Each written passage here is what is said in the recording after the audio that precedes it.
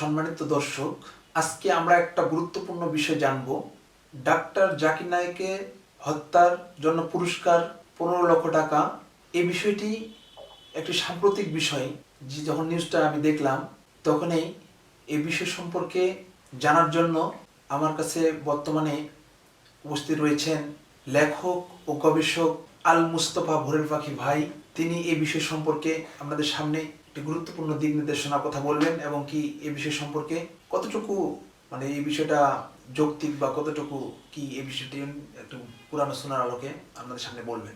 আসসালামু আলাইকুম সম্মানিত দর্শক। ফিরোজ ভাই অনেক সুন্দর একটি কথা রেখেছেন, যেটা সাম্প্রতিক সময়ে একটি ভাইরাল প্রসঙ্গ। তো এই বিষয়ে কথা বলতে হলে আমাকে আগে ডাক্তার জাকির নায়েক সম্পর্কে একটু বলে নিতে হবে, কারণ ডাক্তার জাকির নায়েকের হত্যাকারীকে 15 লক্ষ টাকা যে ঘোষণা দেওয়া হয়েছে, তাহলে এই ব্যক্তিটাকে এ সম্পর্কে একটু না বললে পাবলিকের কাছে অনেক বিষয়টা কেমন খটকা লাগবে যে এই লোককে হত্যা করার জন্য কেন 15 লক্ষ টাকা ঘোষণা করা হয়েছে। তো ফিরোজ ভাই, আসলে অত্যন্ত ব্যথা নিয়ে কথাটি বলতে হচ্ছে যে ডাক্তার জাকির নায়েক হচ্ছে এখন সমকালীন অন্যতম শ্রেষ্ঠ একজন ইসলামী স্কলার, যিনি পিচ টিভি নেটওয়ার্কের মাধ্যমে গোটা পৃথিবীতে পরিচিতি পেয়েছেন এবং যিনি মূলত 1991 সাল থেকে বর্তমান সময় অবধি তিনি দাওয়াতি কাজের প্রচারণা চালিয়ে যাচ্ছেন। যদিও তাকে ভারতীয় নাগরিকত্ব থেকে বঞ্চিত করা হয়েছে, তার পিস টিভি বন্ধ করে দেওয়া হয়েছে। তো ডাক্তার জাকির নায়েক মূলত 18 অক্টোবর 1965 সালে ভারতের মুম্বাই মহারাষ্ট্রে জন্মগ্রহণ করেন। তিনি পেশায় একজন ডাক্তার ছিলেন।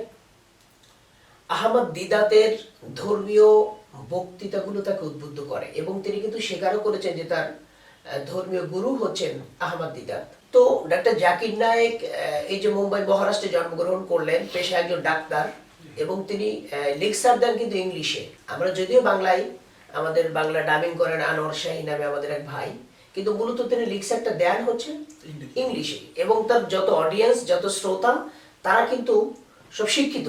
অশিক্ষিত মানুষ সাধারণত তো এই কথাগুলো খুব কম বুঝে। তো ডাক্তার জাকির নায়েকের ব্যাপারটা হচ্ছে যে তার বৈবাহিক অবস্থা হচ্ছে, তার স্ত্রীর নাম হচ্ছে ফারহাত নাইক এবং তার 3 জন সন্তান। একজন হচ্ছে ফারিক নাইক, একজন হচ্ছে রুশদা নাইক, আরেকজন হচ্ছে জিকরা নাইক।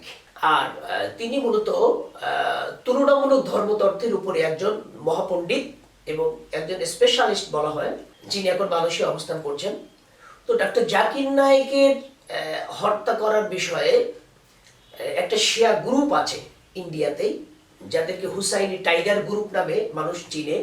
এই হুসাইনি টাইগার গ্রুপের যিনি প্রেসিডেন্ট, নামটা হচ্ছে সৈয়দ কালবি হোসেন নাকবি।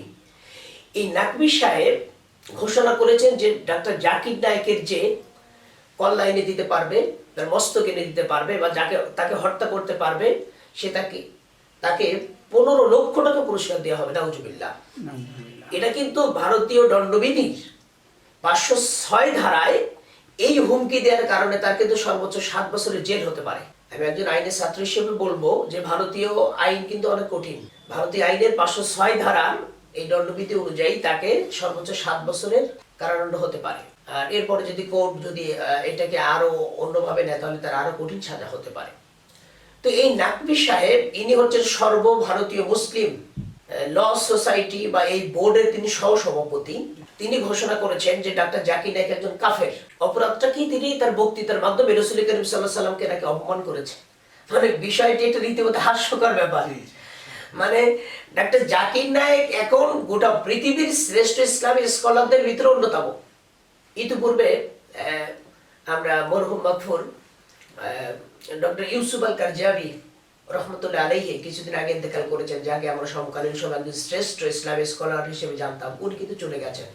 অর্থাৎ ওনার পর এখন ডাক্তার জাকির নায়েক এখন আমাদের রাহবর, আমাদের স্বপ্নদ্রষ্টা, আমাদের আইকন, আইডল, যাই বলেন না কেন।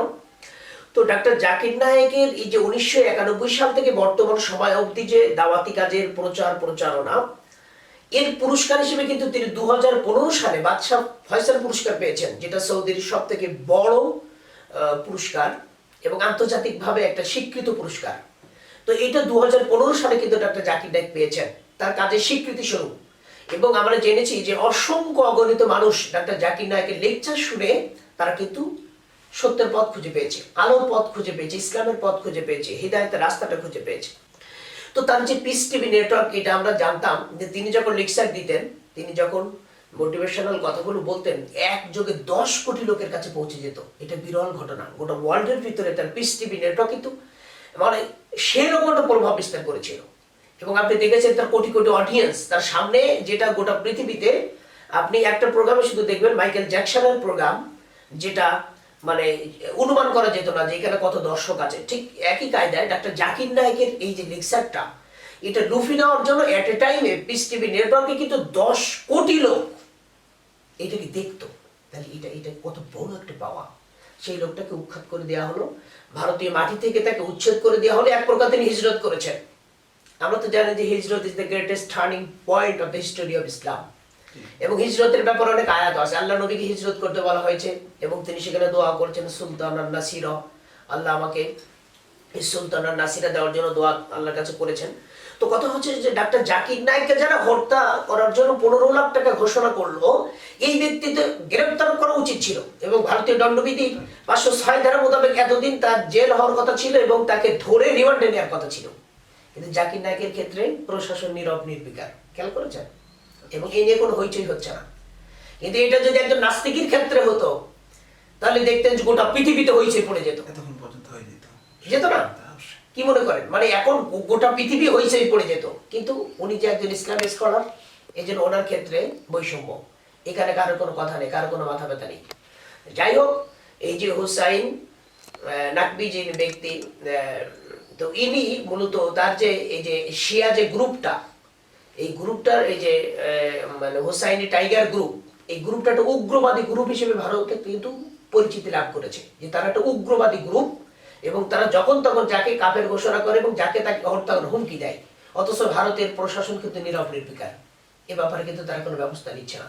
সুতরাং আমরা জোর দাবি জানাই, ডাক্তার জাকির নায়েকের নাগরিকত্ব ফিরিয়ে দেওয়া হোক, তার অ্যাসেটগুলো ফিরিয়ে দেওয়া হোক, তার পিস টিভি নেটওয়ার্কটা ফিরিয়ে দেওয়া হোক এবং সর্বতভাবে তার মুম্বাই যে তার জন্মস্থানে তাকে সসম্মানে ফিরে আসতে দেওয়া হোক।